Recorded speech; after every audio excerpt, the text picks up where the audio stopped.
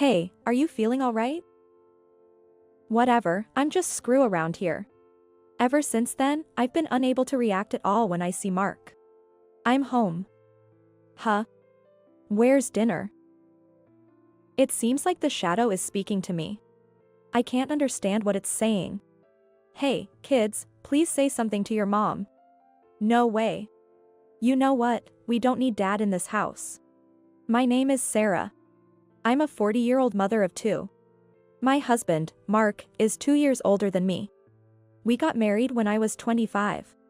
We were colleagues at the same company. We started dating about a year after I joined the company.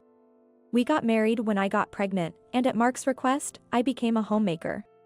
He said, "I'll earn enough for us, so all you need to do is take care of the housework." At the time, I felt those words very reassuring. Then our son, Max, was born, followed by our daughter, Mia, 2 years later. After that, my life became a whirlwind of housework and childcare. This was because I didn't have parents or parents-in-law nearby to rely on. My parents and parents-in-law lived over an hour away by plane, and I had come out to New York for college. Even when my mother came to help during childbirth, it wasn't feasible for her to stay long. In hindsight, both times I should have temporarily returned to my parents' house to give birth. But back then, Mark's words about managing the home deeply rooted in me. My mother always said, "Come back home whenever it gets tough." Unaware of this, my younger self rejected what mom said. Mark is now a sales manager at a mid-sized trading company. This year, as Mia entered middle school, I started part-time job. This was because Mark started saying, "We should probably send Max to a private high school, don't you think?" I was fine with Max attending either a public or private school, wherever he wanted to go. Where I grew up, public schools were the only option, so I wasn't familiar with the difference. But it seemed that Mark thought differently. You might not know, but in the corporate world, your alma mater can create significant divisions. To get into a good university, public schools won't cut it. Private is the way to go. I wish he had mentioned this when Max was entering middle school. It's ridiculous. If there's somewhere I really want to go, I'll find a good prep school myself. Max would say this and show me various prep schools and summer and winter courses he found online. Mia, who adores her brother, would watch over his shoulder and ask him to let her know if he found anything good. Alas, my children are better at gathering information than I am. As a parent, the least I can do is not hinder their educational paths. That's why I started part-time job, not just to rely on Mark's income but to contribute to their tuition fees. But when I brought this up, Mark simply said, "I see. Then let them do as they please. Do you just want them to get into a good school? Isn't that all parents can do?" That was all he answered. Indeed, he was right. Things parents can do are limited. However, every time I was told that, a feeling of being shunned built up inside me. Maybe I feel this way because I spend so little time with Mark. Ever since Mia was born, we don't make love anymore. Of course, it might be because I was always busy and tired from childcare. Mark would say to me, "If it's too much, you should ask someone for help." I appreciated those words. But because of that, I ended up trying to do everything on my own. I fainted once because I was pushing myself too hard. That's when I finally broke down and called my mother. She hurried over on a 1-hour flight and helped take care of me and the 2 kids for a while. I mentioned to her about the babysitter Mark had talked about. If he says so, it's okay to leave them somewhere once in a while. You've always been like this. Trying to do everything on your own until you're overwhelmed, she said. Lying there, I felt relieved by my mother's comforting hand, but also ashamed of myself. Yes, I always wanted to accomplish what Mark asked of me on my own. And then, I would be exhausted and fall asleep at night. Before I knew it, we had become a sexless couple. By the time I wondered about us as a couple, so much time had passed that I'd lost count. Of course, sometimes I thought, why won't you help out? Spend some time with the kids. But another part of me would immediately counter that. It's because Mark is working so hard that I can always be with the kids. I'm truly grateful for that. So I feel I must do my part properly. Even if it leads to a life filled with passing each other by. Then one day, Mia started doing her own laundry, saying she'd take care of it from now on. Is that okay? She asked, even though she hadn't really helped out before. It was surprising. What's up? I mean, it's great and appreciated that you want to do your own laundry, but… Mom, you've been busy lately. No, that's not it. Mom, I don't like washing my clothes with Dad's. Come to think of it, she's always been sensitive to slight changes in smell and often made such remarks. Dad's laundry smells weird. I don't want his smell to transfer to my clothes.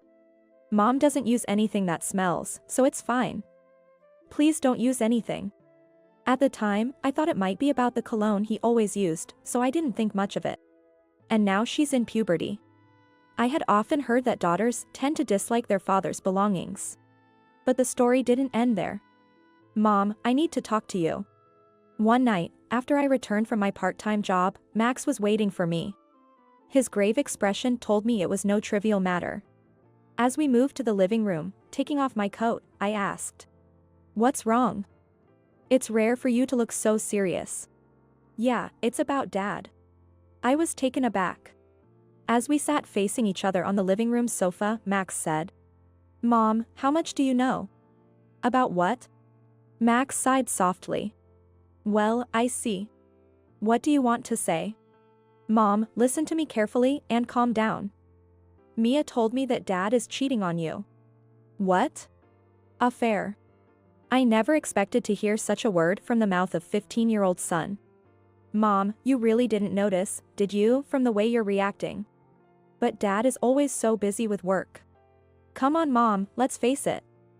How come we've never taken a single family vacation together, all four of us, no matter how much of a workaholic he is? Is my father's company really that vicious?" "But your father is busy as a department head right now, right?" "Now he is. But what about when he was a manager before he became head of the department?" "You know what, there are kids in my class who are in a similar family situation. Like Dad is so busy that the kids don't usually get a chance to see him. But that's why they make up for it by taking them on trips abroad during summer vacation." "What about us?" Max added. I fell silent. What he mentioned was true. It's always been me, just me, taking our two kids to visit my parents or my parents-in-law in the countryside during the summer vacation and Christmas holidays. Since it's a plane ride away, we sometimes visit other places too. There are tourist spots worth seeing. So I thought that was enough. Maybe I was trying to think that way. "I always thought Dad was irresponsible," Max said. "Irresponsible is a bit of an overstatement, since it's your father who is supporting our family. That's just financial support, right? What Mia and I are saying is, whether he actually cares about Mom and us." I felt like I'd been struck by lightning. Oh, they finally say that. And then Mia started hating the smell of Dad's laundry. She realized it smelled like women's perfume. When? You know, she goes out with her friends on weekends, right? And even if she doesn't buy it, she at least picks up a bottle of perfume, right? It changes from time to time, but she's noticed that the perfume that comes out of my dad's laundry is usually the one that women wear. Max explained. Mia, sensitive to smells, had remembered them. "And first let me apologize to you for something," Max added. "For what?" "I've skipped prep school's class a few times." I followed Dad. "Wait, what did you do late at night?" "That's why I apologized first. I thought Mia might end up doing it if I didn't. And you know what? Dad isn't working crazy late. He leaves around 7 p.m., not exactly on time, but not too late. And there was a woman with him." "A woman?" "They went into the red light district together." I didn't have the guts to follow them any further on my own. "Of course, you shouldn't," I shouted. "Yeah. So, that's all I can tell you, and I'm sorry," Max said. "Don't be sorry." I shook my head vehemently. "It's not your fault. But what happens next is a matter for the adults." "Yeah. But just remember this. Mia and I are on your side, Mom." After that conversation, Max never brought up the topic again. Honestly, I had a suspicion all along. I just didn't want to admit it. So, I pretended not to see it, believing that was the best way to protect our home. But it turned out that the children couldn't bear it any longer. "This can't be right. I can't keep making my children feel terrible just because of my stubbornness. So, I took a bold step and hired a detective agency to investigate. The cost was more than I expected.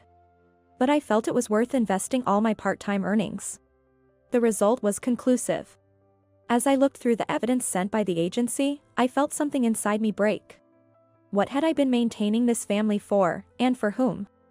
I had thought that even though he wasn't home now, there would come a time when Mark and I could enjoy our time together as a couple. That's what I thought, but... Mom? How long had I been in a daze? The documents I had been reading, having taken the day off from work. I hadn't been able to do anything until the kids came home. Is this? No. I covered the evidence with my body to hide it from Max's view. Why not? I want to know too. This isn't something for children to see. Come on, I'm already 15, you know? Still not okay. I get it. Yes, it's just not acceptable. But even so, I can't settle on what to do next. While I was pondering this, Mark came home. Startled, I hid the envelope containing the evidence in a kitchen cabinet. I'm home. When he entered the room and I saw him, I involuntarily exclaimed, "Huh? What is this feeling?"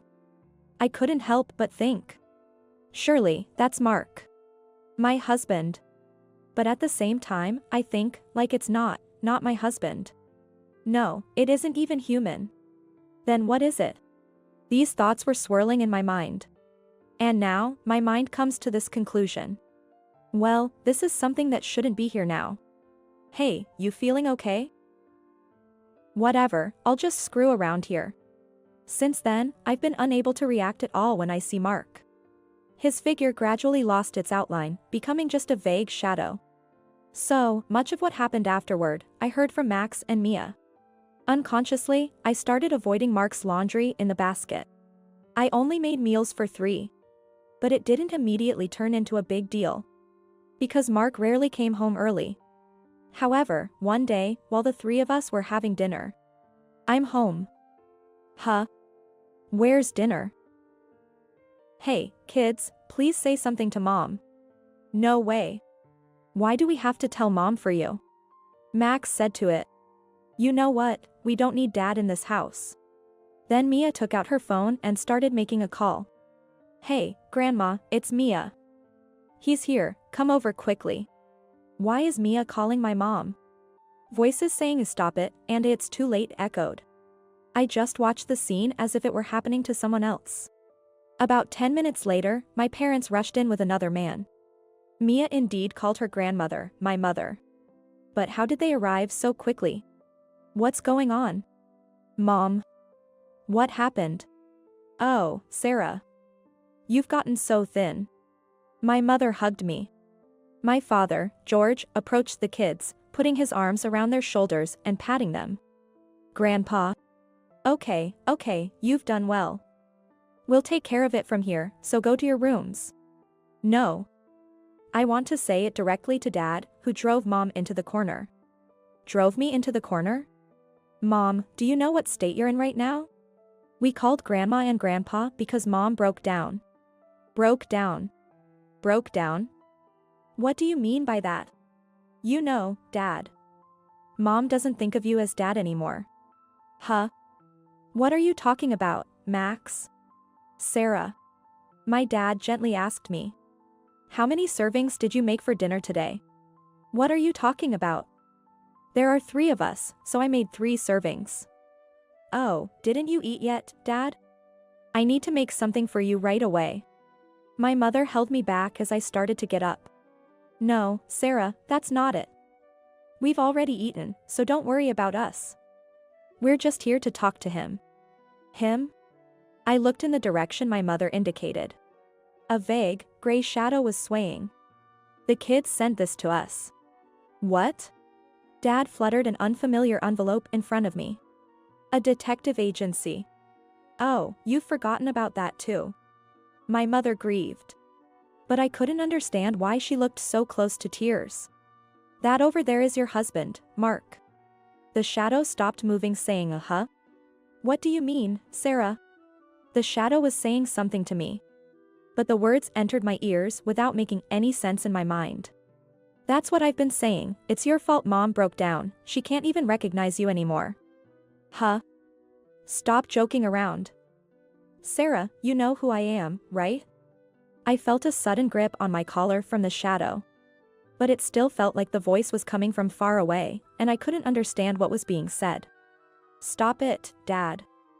Look into Mom's eyes. Let go of Sarah, Mark. My dad pulled me away from the shadow.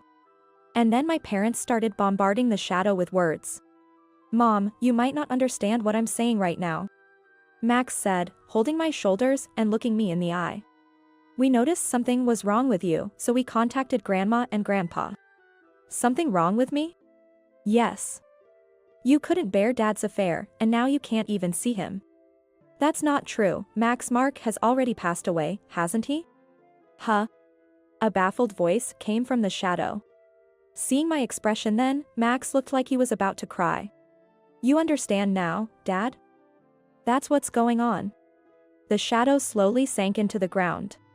During this time, Mia had set up a tablet and seemed to be connecting to someone. Grandpa, can you see me?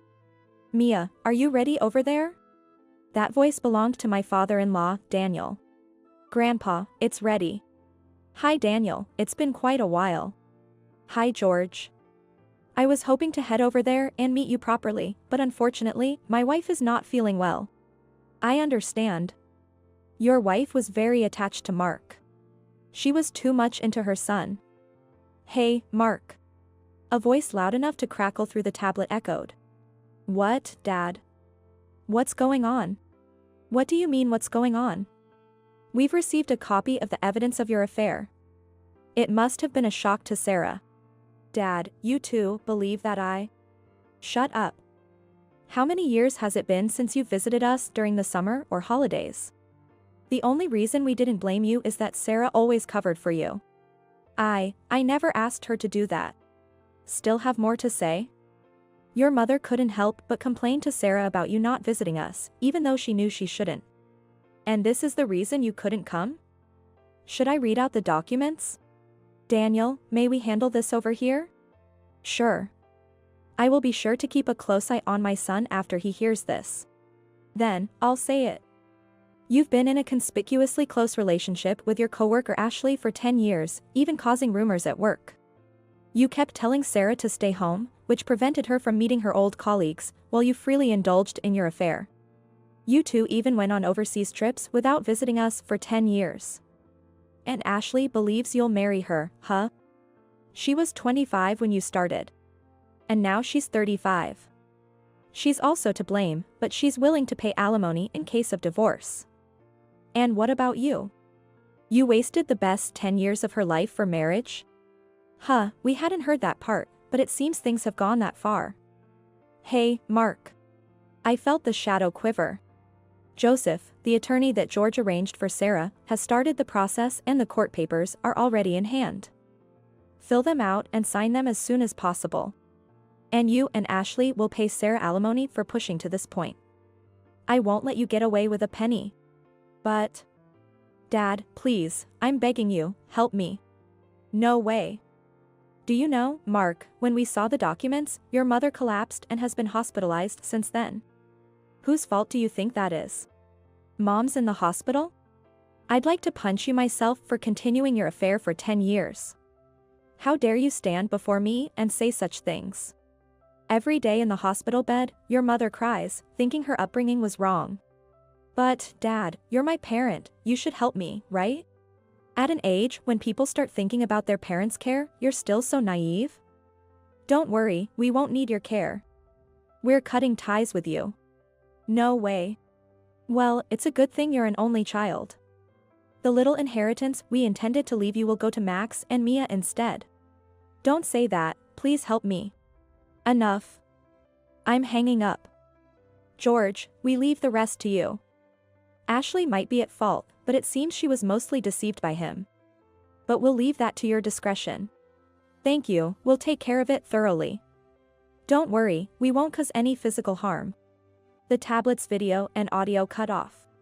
Let's discuss the divorce then. It seems the man who came with them was the lawyer Joseph. He stepped forward smoothly. Sarah, are you willing to divorce? Divorce? But we're a family of 3. Yes. But we need your signature here to formalize it. Right. Even if the husband is dead, we still need to file the paperwork, don't we? Dead. Yes, this is really what I found out later when I got my own mind straight. I really thought so at the time. Mark was dead, and he was no longer here. Since when? As days passed, in my mind, Mark's affair and his frequent absences had been replaced with the notion that he was dead. That's why, even when Mark was supposedly in front of me, I couldn't perceive him as a living person, just a vague shadow. Of course, this became clear after counseling later on.